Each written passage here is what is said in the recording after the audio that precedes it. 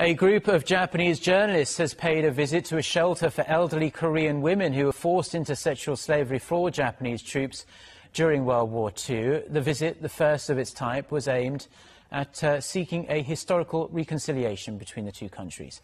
Sohn Jung has more.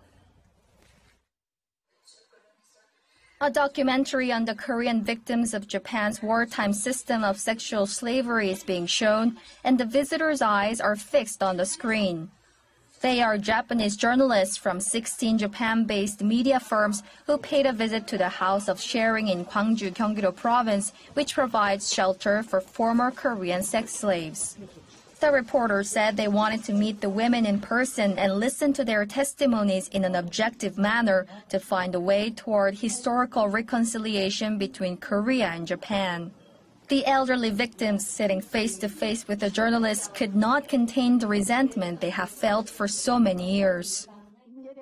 All we ask for is a sincere apology from Japanese Prime Minister Shinzo Abe and for him to restore our honor.